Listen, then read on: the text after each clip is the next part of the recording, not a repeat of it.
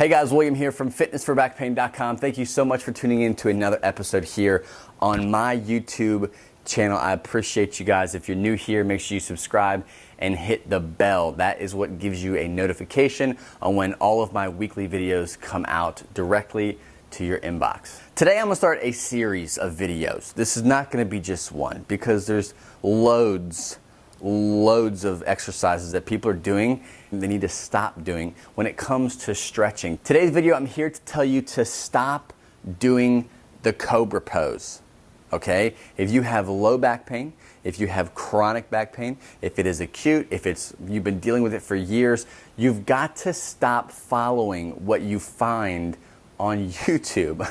As ironic as that is, Google stretches for back pain here on YouTube. You'll find a bunch of yoga videos, which are garbage. So I'm not just gonna tell you that the Cobra Pose sucks. I'm gonna leave you with something. I'm gonna give you some alternatives, some modifications that you can either work up to a full Cobra Pose if you so choose to do that, or a safer variation or variations of this type of relief strategy, especially if you have a disc herniation, a disc bulge. Being on your belly is important, and I think long-term effects of being on your belly and having some tummy time when it comes to that is critical. All of my students who have any kind of disc issue are always told to experiment with that concept. Now, what is overprescribed is the actual Cobra Pose. It's actually going full bore into this overextended position. It will not get you relief, and you've got to stop. So let's jump down the floor and I'll give you some alternatives you can do right now that are far better than the actual full Cobra Pose. Whatever. If you were to jump into Google right now or YouTube and look up best stretches for back pain, this is one of the #1 stretches you'll find, or yoga move, whatever you want to call it, that is going to be prescribed for low back pain, and you've got to stop doing it, period. It's known in the yoga world as the Cobra Pose. I don't know if there's any other name for it, don't really care. It's just the position to the extreme that a lot of low back pain people desperately attempt and get either low or no results whatsoever. But they are told from their provider, from YouTube, from the yoga expert that they find online, that this is an excellent way to reverse disc herniations, disc bulges, any kind of disc issues. And if you just stick to it and do it every day, you'll feel amazing and your back pain will just go away. So it's not true. Now, what I do teach a lot of the students that I work with is tummy time, is spending deliberate time on your stomach. If you have a disc herniation, a disc bulge, any kind of disc issue, or you have a lot of extension intolerance, this is the #1 thing you can do in moderation, right? So I'm gonna give you some variations of what is known as the Cobra Pose. I never want you to do a full extension. There's no really reason for you to do it at this moment in time if you are currently dealing with chronic low back pain.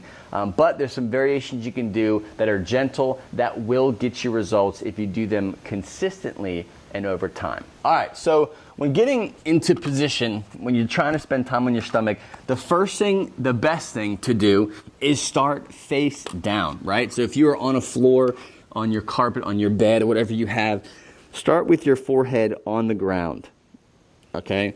Hopefully this isn't gonna mess up the audio, but I'm gonna prop my head up a little bit real quick for this. But being in this position and just relaxing your stomach and relaxing your lower back, your glutes, your upper back, mid back, you're thinking about everything just relaxing.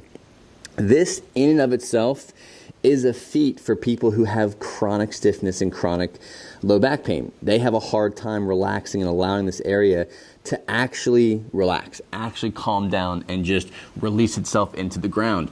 So if this is you and you're looking to reverse a herniation, reverse a disc bulge, this is what you have to be able to do and be patient with it. So what I do is I start for the first week to 2 weeks, I'll start someone with their forehead flat on the ground and they're just taking deep breaths.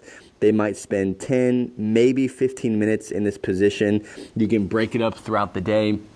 Regardless, be consistent and spend time in this position on your stomach. Now, if you want to progress, if you've gotten past this, you're like, hey, I can lay here and I don't have any kind of tension, no kind of radiating pains at all, nothing seems to be bothering me, I'm going to go to more of a propped position. So I've had my head propped because of the mic, but I'm going to show you what I would do now. I would take my fist and put my fist under my forehead. Okay, so this may not seem like it's doing much, but you're actually getting a lot of extension going down through that spine. So if you have a super sensitive back, this is actually a good step in the right direction. It's calm, it's gentle, it's not aggressive, and you're still working up to allowing your mind-body connection to work together to allow this thing to be a pain relief strategy. So I'll spend a week, 2 weeks if I have to, as long as you need to, working this position right here for as many times a week as you need. From there, I'll upgrade. I'll take 2 fists and I'll go here. And I'm gonna repeat this same cycle. So as I decrease my sensitivity, as I am able to lay here and relax and let my lower back just chill and sink into the ground, let everything kind of just calm down, then I'm gonna work myself up. And there's different variations and levels of being able to do this. This is one way, and I'll be here for a week to 2 weeks. And if I can improve and get better on this and do it symptom-free, then I'll work to more of an upright position here. And now I'm hanging out, I'm watching TV, I'm playing with my kids, I'm coloring with my kids, whatever I'm doing, but I'm in this position. Now, I will tell you that I have a ruptured L5-S1 disc, no fusion, no pain management, no cages, no nothing. I have a ruptured disc. It's vertebrae on vertebrae. There was a point in time where just doing this was extremely painful. I would have a catch, or almost like something was just off balance in that L5-S1 area, that lumbar spine area, and being in this position relaxed was very painful. So I spent a lot of time down here until the point where I built up some endurance and I built up some strength in that area to withstand this kind of position. But as I got better, I was able to work up to more of something like this. And now I'm comfortably in this position, coloring, I'm doing things naturally without any kind of pain.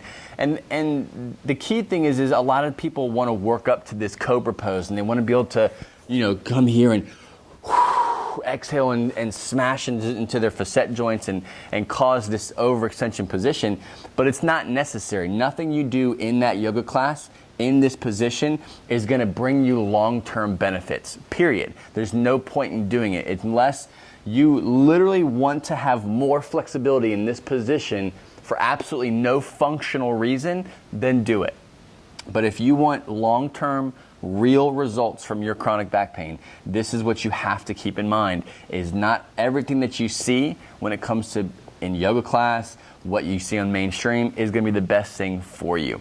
So experiment with these different levels. This is kind of a boring video in a sense of what I'm doing, but this is a very powerful concept when it comes to working this extension into your life. Again, if this is a herniation, a disc bulge, a rupture, any kind of extension intolerance, slowly working yourself up to this will give you that relief and that health back into the lumbar spine. You just gotta be patient. So stop doing the Cobra Pose. Stop trying to force yourself into this overextended position. It's unnecessary, and it's not going to get you anywhere that you want to go. So thanks so much for tuning in, guys, and I will see you on the next episode.